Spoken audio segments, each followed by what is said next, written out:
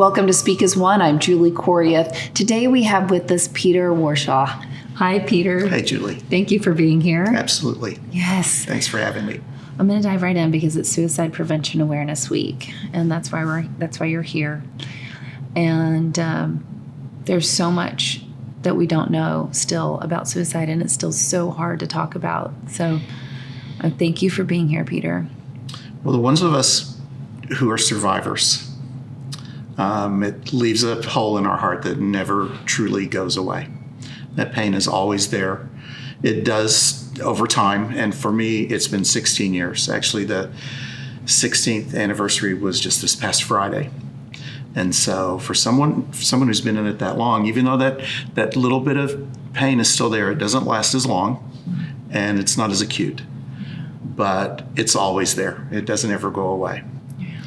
And it's not just a pain of losing what's past, but it's also a losing of the future that I imagine that I might have with the person who I lost, who was my wife, Laura. Yeah, and I can't imagine. Can you tell me, there's so much that has to go into suicide and just to break it down to why we also what we talk about here, which is, mental health and mental illness. Did you understand anything about suicide before Laura took her life, or mental illness, or did you think about both of them? Does that make sense? So before Laura, I'd lost 2 students from when I was a public school teacher. And that was kind of my first introduction, at least on an adult level, of understanding that this was there. I can't say that I understood it. We experienced it, and both experiences were traumatic. So I had an understanding of kind of what was involved in suicide and what could possibly have led to this. In Laura's case, and I think this is the case for a lot of survivors, when it's someone that we're especially close to, or even the person that we love the most in all the world, we tend to not see a lot of the things that are there, even though in hindsight, it's really easy to look at them and go, oh yeah, I should have seen that. That's a pretty clear indication of what was going on with her. And the more that I read and the more that I learned, I would be reading a book about suicide or depression and then go, oh, so this is what was going on with her this time that she behaved in this way or said these things. This was an indication. But in the moment, you don't see those things. You don't want to think that the person that you love the most would do something that to us is so irrational. Right. Yeah, absolutely. You don't understand how much they must be hurting. Exactly. And for a lot of them, it's just a matter of they're in a tremendous amount of pain, and this is the one way that they can think of to stop the pain. Mm-hmm. And in a really kind of twisted way, many of them believe that the people who love them will be better off if they do this because they won't have to worry about them anymore. Yeah. And can you tell me about Laura and how y'all met and yeah? Oh yeah. How long we were together? Laura was brilliant. Mm-hmm. Okay, so full disclosure, Laura was one of my former students. Mm-hmm. But not one of the ones that I would have thought, someday this is you and one of your students will get together, you'll be married. She was never one of those. Mm-hmm. But I did have a thing with all of my former students, which is that when they graduated from high school, which is where I taught, if they wrote me letters, I would write them back. Mm-hmm. And Laura wrote me and we wrote back, and I would continue to do that until the person didn't write me anymore, and then I thought, okay, then that's fine. I'm okay to let that go. Mm-hmm. But over time, we became friends, and that lasted all the way through when she graduated college. She went to Trinity University, had a BA in psychology, and it was shortly after that we realized that we cared about each other a little bit more than either one of us had thought, and so we were officially together for 14 years. We were married for 9. And had just, 9 years that we'd been married when she killed herself. She spent a lot of time trying to figure out what she wanted to do in her life. She had the BA degree in psychology because I think she thought she was trying to figure out maybe what was going on with her. Yeah, that's what I was going to ask you. Do you think that I have my master's in counseling, and I know a lot of the reasons I got that. One is I definitely want to help people, and it's just always kind of been in my nature. But two, I was trying to figure out, what's wrong with me. Oh, yeah. And I say that now, knowing that there was nothing wrong with me, and there's nothing wrong with people that are struggling. Right. It's just. Right. And I made that comment to her one time that, we had this saying that people who majored in psychology is because they were trying to figure out what was wrong with themselves. And she kind of looked at me for a second and went, yeah, that's right. And what she ended up doing was going into medical school. Okay.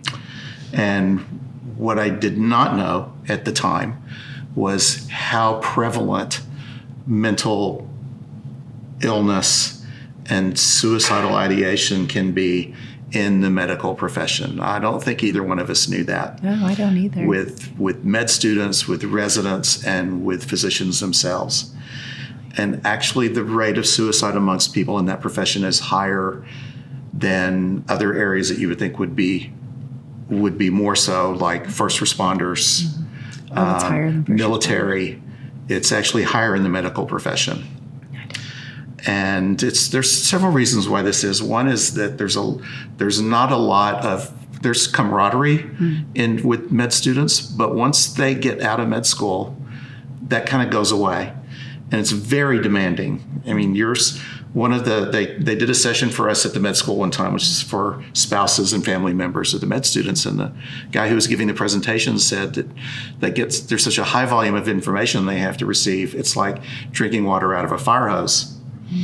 And when I got home, I told Laura that story, and she kind of looked for a second and went, no, it's really not like that. It's like you're trying to get the water, but the fire hose is spewing water and Diet Coke and beer and chocolate milk and Yoo-hoo, and you have to extract the water to be able to drink it. And when you put it that way, it becomes even more maddening. And so then so med school was tough, but she finished it in May of 2006 and got a residency right there at the hospital where she had done her clinical rotation. So we didn't have to move, which was very good for us. And her father was living with us at that time. And then she started her residency in July and had an awful time with it. I think and this is kind of typical for residents, is that the attending physician at the rotation she was on was not treating any of the students very well. It's more education through shame than anything else.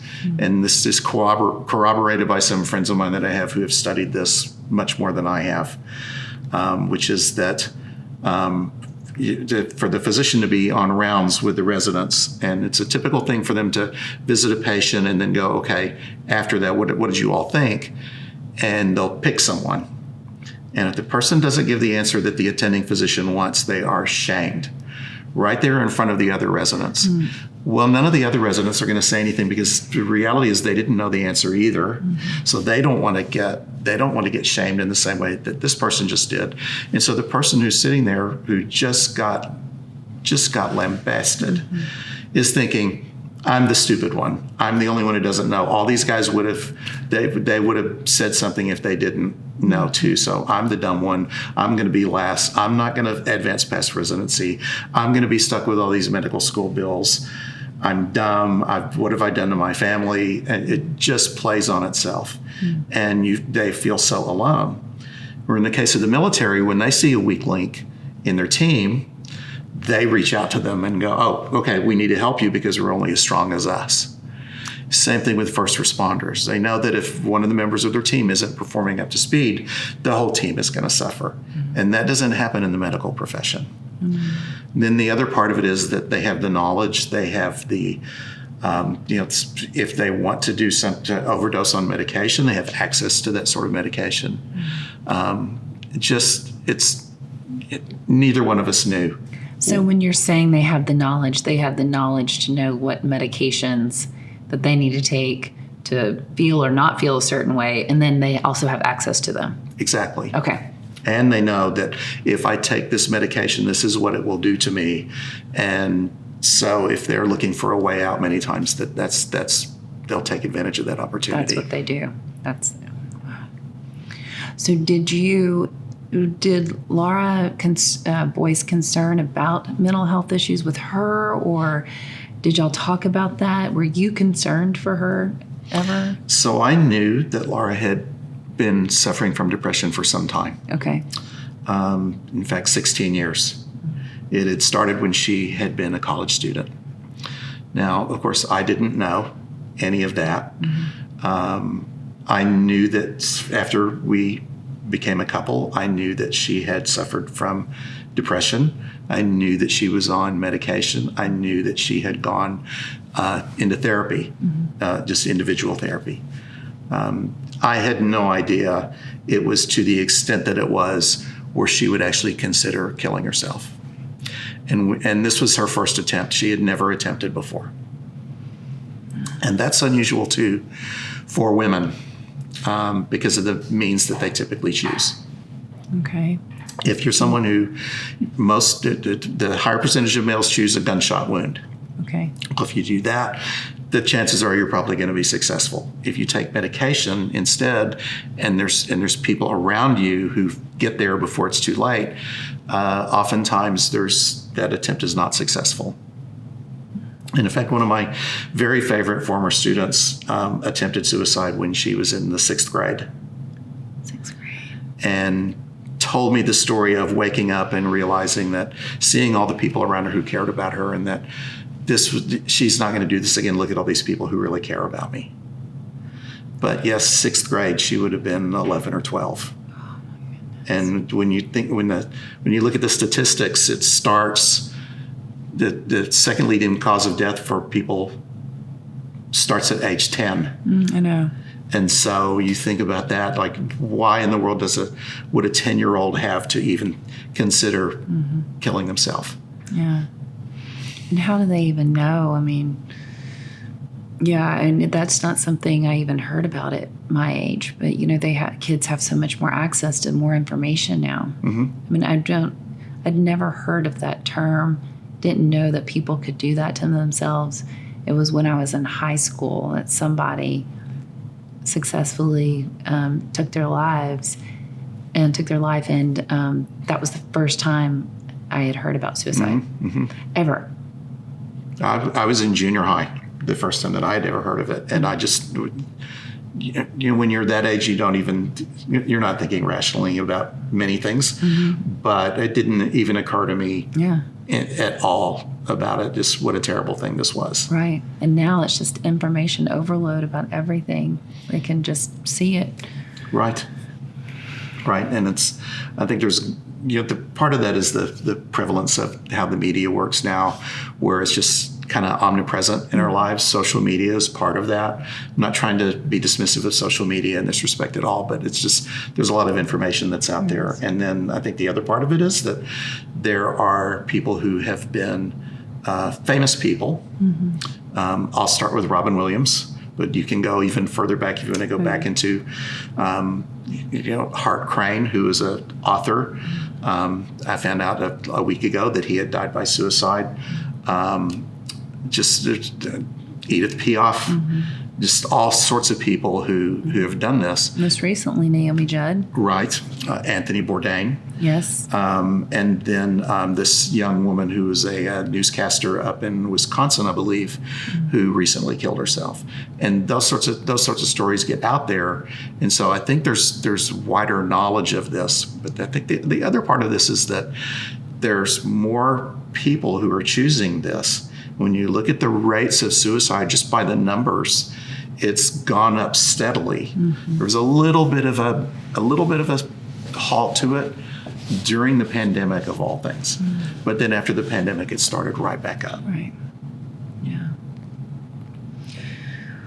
And the pandemic, it, I think, brought up so much for people that it is interesting that it went down during the pandemic. And then, and that, I wonder why, because that seems like just being inside, and that loneliness or that confusion, and that's, it kind of reverse those numbers and actually cause them to go up. So that's pretty interesting to understand that. And, I don't have a reason for that other than maybe there's just more people there. Yeah. Maybe. Yeah. I mean, one of the things that stops Inside. people is, there's other people here. Oh, okay. And, I'm convinced that Laura would not have done what she did. She overdosed on her father's heart medication. I'm convinced she would not have done that if either I had been there or her dad had been there. But this occurred during a weekend when she was in the house by herself. And going to the medication, because once again, she was, getting her education. She knows about how that heart medication is going to work, and she knows how much to take, and that's why you feel like she was successful at her first attempt. Right. So now afterwards, I'm left with, trying to figure all this out. I think that the biggest question that all of us survivors have initially and for a long time is why? Yeah. And that question just circles around in our brain like a bird. And it just never really landing for any long period of time, but it's always there. And the hard part about that is that there's no answer to that, because the person who knows the answer can't speak because they're gone. And I'm even convinced that if I could somehow conjure Laura back up and ask her that question, knowing her like I do, I think she'd look at me and go, I don't really know. It just seemed like the right thing to do at the time, but now I know it wasn't smart. Yeah. But of course, even knowing that or thinking that, it doesn't bring her back. It doesn't change anything. So I think humans are naturally curious people. We want to know the answer. We want to know how things work. And not knowing how something works can be very frustrating. And that's the part of this where for survivors, we get so frustrated because we don't know the answer, but that doesn't stop us from trying to find it. And we keep looking for a long time. And there's no one answer. In fact, I sat down in my journal on the 1-year anniversary and wrote down everything I could think of that could have pushed her over the limit. What was there has to have been one thing, because I just didn't see, everything to me looked fixable or manageable. Right. And I got to a page and a half in the journal before I ran out of ideas, and I just looked at things and went, none of this is the thing to me. I'm never, and that was kind of the first time I'd have felt like I'm never going to know. Yeah. Did she leave a note or anything? She did leave a note. Actually, only 25% of people who kill themselves leave a note. So she did leave a note. It didn't really answer the question. And in reading it, it didn't make sense to me. Like, still, wait a minute. Why would you think this is okay? Why would you think that you can't go on? Why would you think that? I'm sorry. Thank you. Were you concerned about you after this happened? We hear that, you were. Yeah, I was. And I'll confess there were a couple times when I I actually looked at the sleep medication I was taking, which one of the things that happens to survivors is that you have trouble sleeping. And sleep is the thing that's restorative that we all need. It's where our brain kind of analyzes everything that took place during the day and reboots itself. And if you don't do that, then you're not going to be healthy. And I remember looking at this bottle one day and going, I could just take all of this and then I wouldn't have to deal with this anymore. And that lasted about 2 seconds. And I thought, no, I cannot do that. The first person I thought of was my mother, who was still alive then. Said, I can't do that to my mother. I can't do that to my friends. No, I'm not going to do that. And so I haven't really had that other than that moment. Yeah. But I know that, I don't remember the statistic off the top of my head, but I remember reading it where spouses of people who died by suicide were much more likely to attempt suicide or do things that were physically and mentally not healthy for them. And when I saw that, I went, okay, I need to be careful with how I treat myself right now. And I don't know, hopefully this is something that we can speak to, is that it was a moment in time. It's a small moment where you thought that, and then life does go on. Mm-hmm. When people have these thoughts, it can be just a moment, no need to act on it. I think one of the survivors of suicide I had has said it's a permanent solution to a temporary problem. It's temporary. Exactly. Now, one of my very favorite authors is a guy named John Medina, who's a molecular biologist at the University of Washington in Seattle. In one of the books that he wrote, he compared our body's stress mechanisms to how things were back in the day. Mm-hmm. And by back in the day, I mean way back in the day, like back on the savannah, where a saber-toothed tiger appears, and it's all going to be over in 30 seconds or less. Mm-hmm. Either the saber-toothed tiger is going to get you, and then you're done, or you're going to run away and get away, and the saber-toothed tiger is going to lose interest in you, or it's going to find someone else or something else to chase after that's not as fast as you. Mm-hmm. But either way, it's over in 30 seconds or less. And the way our world works today now, it's not like that. These long-term stressful things that happen to us go on and on and on over a period of time. And our brains aren't wired to deal with that. And so in my case, it was that one instant of, no, I'm not going to do that. In Laura's case, it was something that had gone on for 16 years. And to what I believe the root cause of that depression was, and her self-image that she wasn't smart, she wasn't pretty.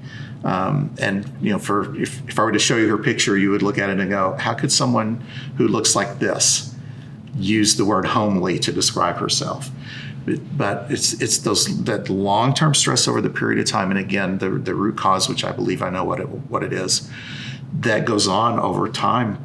That's what someone who finally considers suicide, a lot of them cannot go on. Mm-hmm. Yes, there is that one moment of, okay, I'm going to do this, but there's also a lot of people who will plan it out, perhaps in a way so that the person who they love the most will not be the person who finds them. Mm-hmm. Or they'll leave information for people to, like, okay, here's where this item is that you're going to need. Here are the people to call. Mm-hmm. I mean, that's much more planned out than spontaneous. Yeah, and I have heard of those as well, mm-hmm. where they seem so much more at bliss and at ease before, and people think, oh, like they've been struggling with mental health issues, and all of a sudden they have a sense of peace. Right. And the reason they have that sense of peace is because they found their way. They found their way out. Exactly. Yeah. So there are different ways. Yeah, that's true. Exactly. How did you end up finding ways to cope after, when this tragedy happens and you're not sleeping, taking sleep meds, you have this moment. I mean, what can you do in a situation like this? What can people do after something that tragic? So for me, I had really good friends to reach out to, several of whom had been Laura's best friend at different points in her life. Her best friend at Trinity University, her best friend when she had her first job in San Antonio, her best friend when the two of us were in the Dallas area together. All of these people, then the people who I had known, I think I mentioned I was out of town mm-hmm. when Laura killed herself. Well, when I got back in town, two of my friends met me at the airport so I wouldn't have to drive home alone. Two of my other friends who both live out of town dropped what they were doing and drove to my house so I wouldn't have to be there by myself. So it was people like that helped me. And then I knew, because I had been in therapy previous, in one-on-one therapy, I knew that I needed to have someone who could help me through that. So I stayed with my therapist at the time until I moved here to Austin. And then I started looking for some sort of group to attend. And I knew that they existed because I mentioned that I had lost two students. When I lost the first student, I went through a program up in Dallas that was run by the Suicide and Crisis Center. So I knew that there could be something, I just didn't know what.